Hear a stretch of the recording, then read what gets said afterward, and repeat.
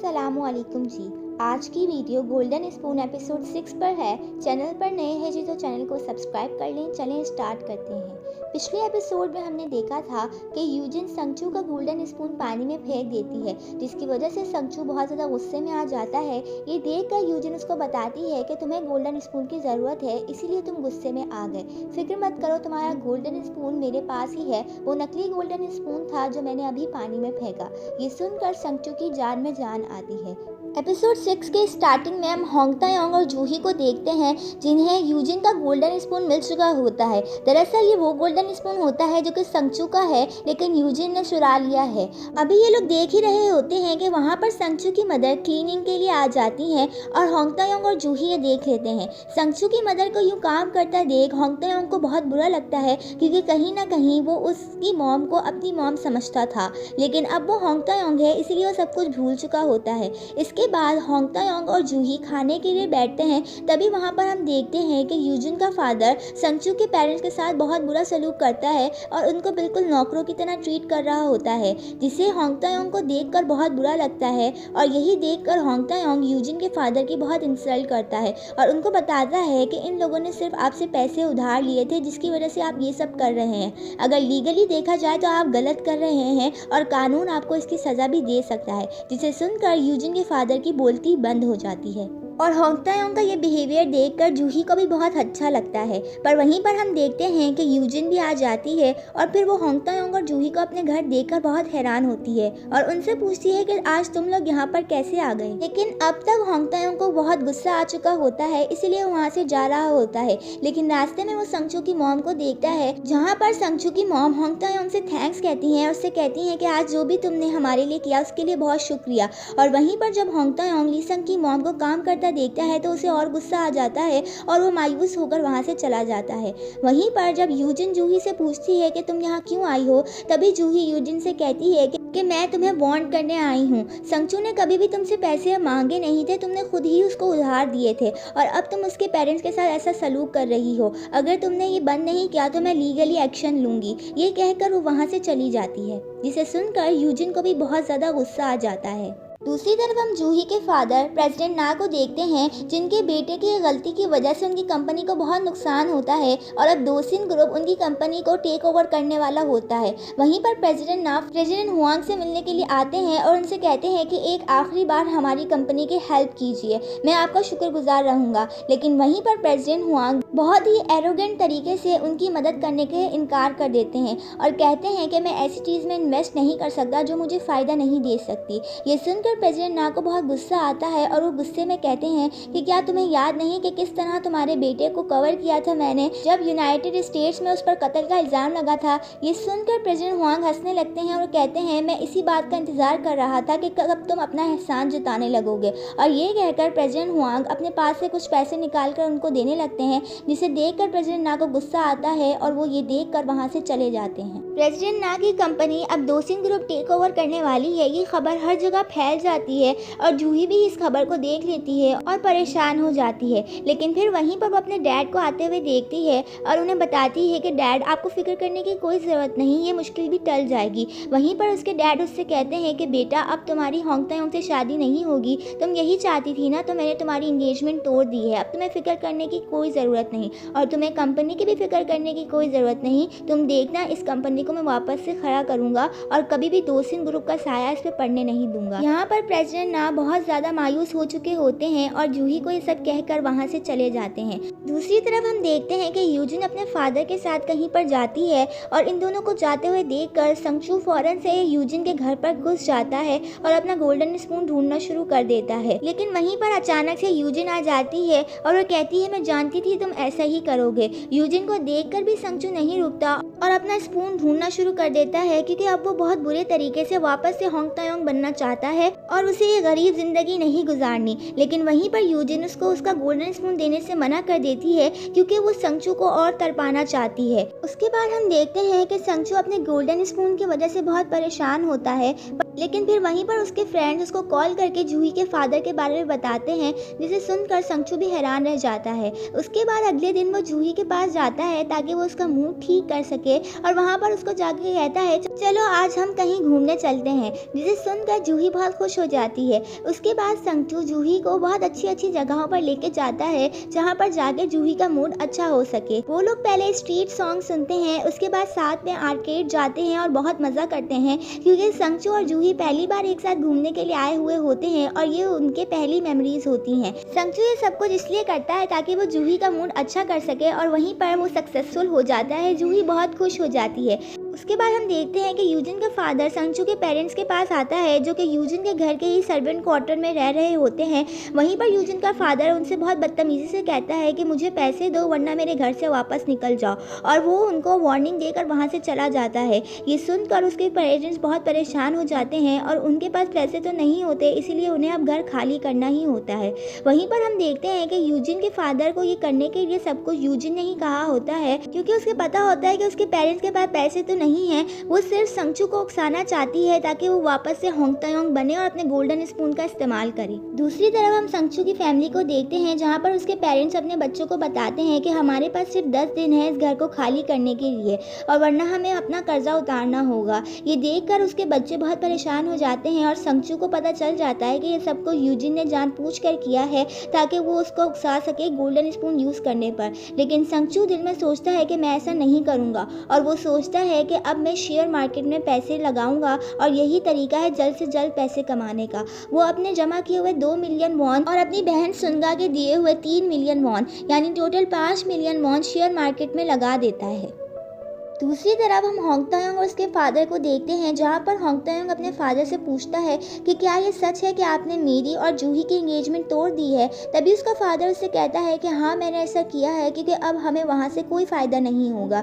ये सुनकर होंग तायोंग को गुस्सा आ जाता है और वो कहता है कि आपके लिए सब कुछ पैसा ही है, कि आपके लिए मेरी ज़िंदगी मेरी फीलिंग्स कोई मायने नहीं रखती। मैं जूही से ही शादी करूँगा क्योंकि मैं उसे पसंद करता हूँ। होंग तायोंग ने कभी अपने फादर से ऐसे बात की नहीं होती, आज उसने पहली बार ऐसा करेश किया होता है, इसीलिए वो बहुत घबरा जाता है।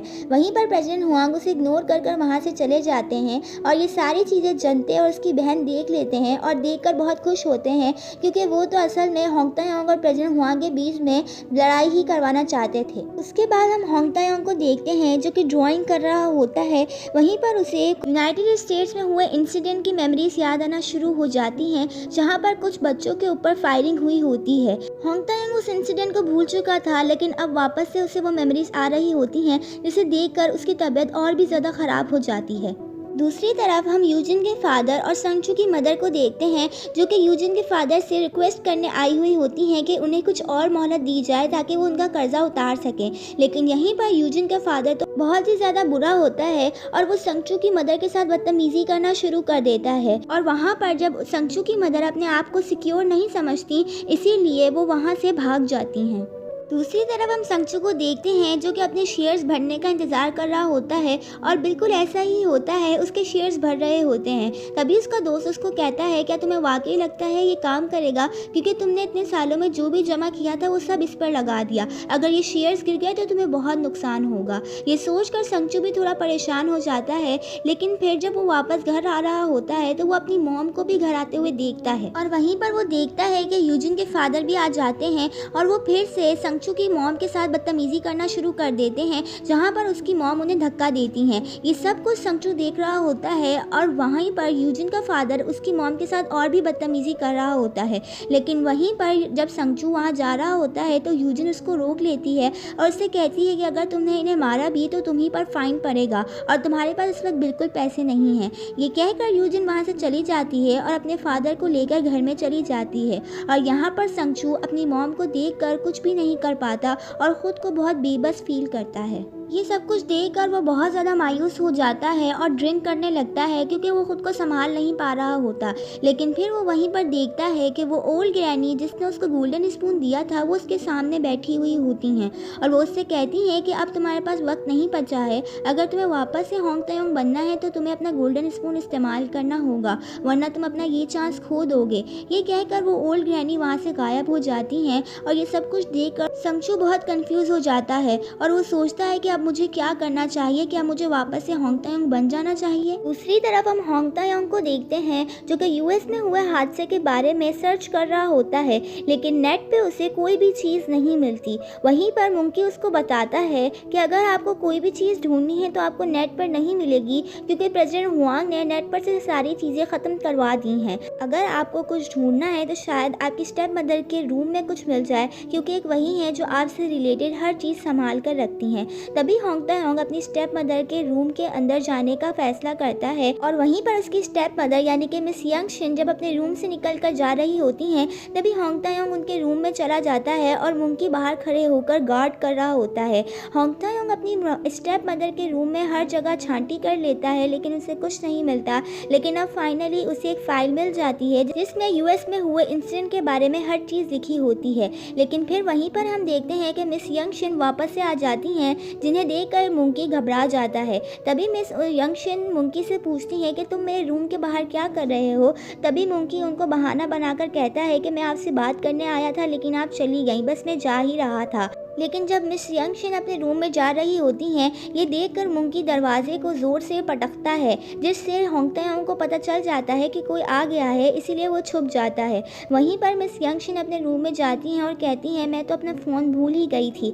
वो अपना फ़ोन लेती हैं और वहाँ से चली जाती हैं। उनके जाने के बाद मंकी और होंग तायोंग चैन का सांस लेते हैं और फिर होंग तायोंग मंकी को बताता है कि मुझे वो रिपोर्ट्स मिल गई हैं जो कि यूएस के हुए इंसिडेंट के बारे में है। इस आर्टिकल के लिखे हुए रिपोर्टर का नाम भी इसमें लिखा हुआ है। हमें इस रिपोर्टर को ढूंढना होगा, तभी हमें कुछ पता चल पाएगा। दूसरी तरफ हम संगचू को देखते हैं जो कि अपने स्टोर में पार्ट टाइम जॉब कर रहा होता है। वहीं पर उसके दोस्त आकर उसको बताते हैं कि संगचू तुम्हारे सारे शेयर्स गिर चुके हैं और तुम्हारे सारे पैसे डूब गए हैं। जिसे सुनकर संगचू बहुत परेशान हो जाता है। वो घर में जाकर जल्दी से अपने शेयर्स देखता है और वहाँ पर उसके सारे शेयर्स गिर चुके होते हैं और अब उसके पास कोई पैसा नहीं बचता। जिसे देखकर संगचू को बहुत गुस्सा आता है और वो बहुत रोने लगता है। वो बहुत बुरे तरीके से अपनी घर की चीज़ें फेंक रहा होता है, क्योंकि अब उसके पास कोई चारा नहीं होता। लेकिन फिर वहीं पर उसे अपने स्पून के बारे में याद आता है और वो फैसला करता है कि वो वापस से होंग तायोंग बनेगा। दूसरी तरफ हम संगचू की फैमिली को देखते हैं, जिनके 10 दिन पूरे हो चुके होते हैं और अब उन्हें यूजिन का घर छोड़कर जाना पड़ता है, पर उनके पास रहने की कोई जगह नहीं होती। तभी सुनगा अपने पेरेंट्स को बताती है कि वो अपनी एक दोस्त के घर पर रहेगी और संगचू भी अपने दोस्त के घर पर रह लेगा, पर आप लोग कहाँ जाओगे। तभी उसके पेरेंट्स बताते हैं कि हम लोग भी अपने एक दोस्त के घर पर रहने वाले हैं। उसके बाद हम संगचू को देखते हैं जो कि यूजिन के पास आता है, जो कि एक रेस्टोरेंट में बैठी होती है अपनी फ्रेंड्स के साथ। वहीं पर संगचू आकर यूजिन से कहता है कि मुझे मेरा गोल्डन स्पून वापस करो, जहां पर यूजिन बहुत ही एरोगेंट तरीके से उससे कहती है कि मैंने तुमसे कहा था ना कि तुम वापस आओगे। तभी संगचू को गुस्सा आ जाता है और उससे कहता है कि मैंने कहा मेरा स्पून वापस करो। ये सुनकर यूजिन कहती है कि हाँ मैं तुम्हें तुम्हारा स्पून दे दूँगी, बस तुम अपने घुटनों में बैठ कर मुझसे भीख मांगो। दूसरी तरफ हम जूही के भाई को देखते हैं जो कि जूही के शेयर्स जनते को बेच देता है, क्योंकि उसने वो शेयर्स जूही से ले लिए होते हैं। और वहीं पर हम जूही और उसके फादर को देखते हैं, जहां पर उसका फादर उस पर गुस्सा कर रहा होता है कि तुमने अपने सारे शेयर्स अपने बड़े भाई को क्यों दिए। तभी जूही कहती है कि कंपनी के फ़ायदे के लिए मैंने उन्हें वो शेयर्स दिए, ताकि जो कुछ उन्होंने बिगाड़ा है वो इसकी मदद से ठीक कर सकें। डैड मैं आपको परेशान नहीं देख सकती। ये देखकर जूही का फादर और गुस्सा करने लगता है। उससे कहता है कि वो शेयर्स मैंने तुम्हारे लिए बचा कर रखे थे, तुम्हारा भाई तो बहुत ही लालची है, वो तुम्हारे लिए कुछ नहीं छोड़ेगा। तुम्हें पता है इस दुनिया में उस इंसान की कोई अहमियत नहीं जिसके पास पैसा नहीं। ये सुनकर जूही को भी गुस्सा आ जाता है और वो अपने फादर से गुस्से से कहती है कि यानी आपके लिए मैं नहीं पैसे इंपॉर्टेंट हैं, और ये कहकर वो वहाँ से चली जाती है। जूही के जाते ही वहाँ पर होंग तायोंग आ जाता है, क्योंकि उसे प्रेसिडेंट ना से यूएस शूटिंग के बारे में पूछना होता है, क्योंकि प्रेसिडेंट ना को उस रिपोर्टर के बारे में पता होता है जिसने वो रिपोर्ट लिखी हुई होती है। इसीलिए वो प्रेसिडेंट ना से पूछने के लिए वहाँ पर आता है। वहीं पर हम प्रेसिडेंट ना को देखते हैं जो कि अब बहुत अफसरदा होते हैं और अपनी वाइफ की फ़ोटो देख कर बोलते हैं कि मैं जूही को हर तरीके से प्रोटेक्ट करूँगा, तुम फिक्र मत करना। और वहीं पर प्रेसिडेंट ना एक सीक्रेट बुक ओपन करते हैं और उसमें से एक सीढ़ी निकालते हैं और कहते हैं कि मैं अकेला नहीं डूबूंगा, तुम्हें भी लेकर डूबूंगा प्रेसिडेंट हुआंग। वहीं पर उनकी सर्वेंट आकर उनको बताती है कि होंग तायोंग उनसे मिलने आया है। उसके बाद जब होंग तायोंग प्रेसिडेंट ना से बात कर रहा होता है तभी वो उनसे पूछता है कि आप जानते हैं उस रिपोर्टर के बारे में जिसने यूएस में हुए उस इंसिडेंट के बारे में रिपोर्ट लिखी थी, क्या हुआ था उस वक्त, क्या आपको पता है, प्लीज़ मुझे बताइए। तभी प्रेसिडेंट ना कहते हैं क्या तुम्हें उस इंसिडेंट के बारे में कुछ याद नहीं। तभी होंग तायोंग कहता है कि मुझे थोड़ी थोड़ी बातें याद हैं पर मुझे ये याद नहीं कि उन बच्चों को शूट किसने किया था। तो प्रेसिडेंट ना कहते हैं कि और किसने किया था, तुम्ही ने उन्हें शूट किया था। प्रेसिडेंट ना की ये बात सुनकर होंग तायोंग को और भी ज़्यादा गुस्सा आ जाता है और वो कहता है कि मुझे आपकी किसी बात पर यकीन नहीं, आप झूठ बोल रहे हैं और मैं आपके झूठ पर यकीन नहीं करूँगा। ये कहकर होंग तायोंग वहाँ से जाने लगता है। तभी प्रेसिडेंट ना उसको रोकते हैं और कहते हैं कि तुम्हारे फादर ने तुमसे बहुत कुछ छुपाया है, तुम उनके बारे में कुछ नहीं जानते। ये सुनकर होंग तायोंग को और भी गुस्सा आ जाता है और वो प्रेसिडेंट ना को धक्का मारता है जिसकी वजह से वो नीचे गिर जाते हैं। और होंग तायोंग कहता है कि मेरे पापा के बारे में झूठ बोलना बंद कीजिए, आप एक झूठे इंसान हैं और मैं आप पर यकीन नहीं करता। ये कहकर होंग तायोंग वहाँ से चला जाता है। और वहीं पर हम नेक्स्ट सीन में देखते हैं कि होंग तायोंग जूही के घर से बहुत घबराया हुआ बाहर निकलता है जैसे उसने बहुत कोई बुरा काम किया हो। और दूसरी तरफ हम संगचू को देखते हैं जो कि जूही से मिलने के लिए आया होता है। वो दोनों बातें कर रहे होते हैं तभी संगचू जूही से कहता है कि तुम हमेशा मुझे याद रखना, चाहे मेरा नाम और मेरी पहचान कोई भी हो, बस तुम मुझे याद रखना। ये सुनकर जूही थोड़ा शॉक हो जाती है और वो कहती है कि तुम मुझे ऐसा क्यों कह रहे हो। तभी यहीं हमें पता चलता है कि संगचू फैसला कर चुका है वापस होंग तायोंग बनने का, इसीलिए वो जूही से ये सब कह रहा होता है, लेकिन इस बात का जूही को तो कोई आइडिया ही नहीं होता। वहीं पर हम देखते हैं कि संगचू ने अपना गोल्डन स्पून यूजिन से वापस ले लिया है और अब वो होंग तायोंग के घर पर जाता है। दूसरी तरफ हम देखते हैं कि जूही अपने घर पर आ रही होती है और वो आज खुश होती है क्योंकि वो संगचू के साथ थी। तभी जैसे वो घर आती है तो घर में बहुत ज़्यादा अंधेरा होता है और जब वो लाइट्स खोलती है तो अपने फादर को ज़मीन पर पड़ा हुआ देखती है जिनके सर से बहुत ही ज़्यादा खून निकल रहा होता है और उसके फादर की डेथ हो चुकी होती है। ये देखकर जूही बहुत घबरा जाती है और रोने लगती है और रोते हुए कहती है कि डैड आप मुझे छोड़कर नहीं जा सकते। नेक्स्ट डे हम होंग तायोंग को देखते हैं जो कि अपने घर में होता है और अपने बेड पर लेटा हुआ होता है। जैसे ही वो उठता है वो बहुत घबराया हुआ होता है और वहीं पर हम देखते हैं कि प्रेसिडेंट हुआंग भी उसके कमरे में आ जाते हैं। वो प्रेसिडेंट हुआंग से कहता है कि डैड पता नहीं मैंने कल क्या किया, मुझे कुछ याद नहीं आ रहा। तभी उसका फादर कहता है कि तुम्हें कुछ याद करने की ज़रूरत नहीं, तुम फिक्र मत करो कि मैं हमेशा तुम्हारे साथ हूँ, तुमने कुछ बुरा नहीं किया बेटा। ये सुनकर होंग तायोंग बहुत ज़्यादा घबरा जाता है और वो अपने हाथ देख रहा होता है और वो कहता है कि मुझे कुछ याद नहीं आ रहा, मैं बहुत परेशान हूँ। तभी प्रेसिडेंट हुआंग उससे कहते हैं कि अगर तुमसे कभी भी कोई पूछे कि कल रात तुम कहाँ थे तो कभी भी किसी को ये मत कहना कि तुम जूही के घर पर थे, तुम कल जूही के घर पर नहीं गए। वहीं पर होंग तायोंग को लगता है कि उसने कुछ गलत किया है। तभी वो जूही के घर पर जाता है तो देखता है कि वहाँ से प्रेसिडेंट ना की डेड बॉडी को लेकर जा रहे होते हैं, जिसे देखकर होंग तायोंग बहुत ज़्यादा घबरा जाता है और दिल ही दिल में सोचता है कि क्या वाकई मैंने कल प्रेसिडेंट ना को मार दिया,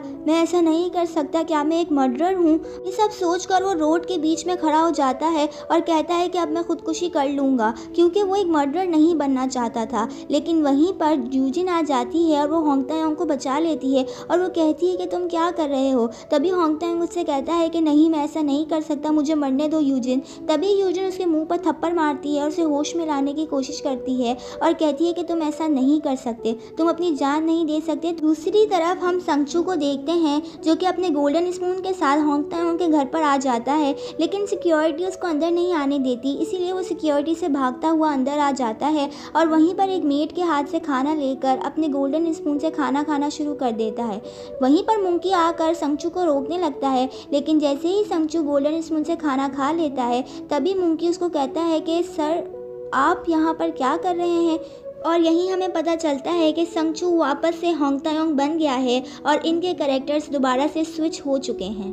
कैरेक्टर स्विच होने के बाद संगचू अब जो होंग तायोंग बन गया है बहुत खुश होता है और वो अपनी कंपनी में जाने लगता है, क्योंकि संगचू अब तक प्रेसिडेंट ना की डेथ से बाखबर नहीं होता और उसे नहीं पता क्या हो रहा है और किसने प्रेसिडेंट ना का मर्डर किया है, क्योंकि अगर होंग तायोंग ने ही उनका मर्डर किया है तो संगचू अब बड़ी मुसीबत में पड़ चुका है, क्योंकि संगचू ही तो होंगतोयोंग बन चुका है। और यहीं पर इस एपिसोड का एंड होता है। वीडियो अच्छी लगी हो तो चैनल को सब्सक्राइब करना मत भूलिएगा, कमेंट कर दीजिए, लाइक कर दीजिए एंड शेयर कर दीजिए। Thank you so much. Allah हाफ़िज़।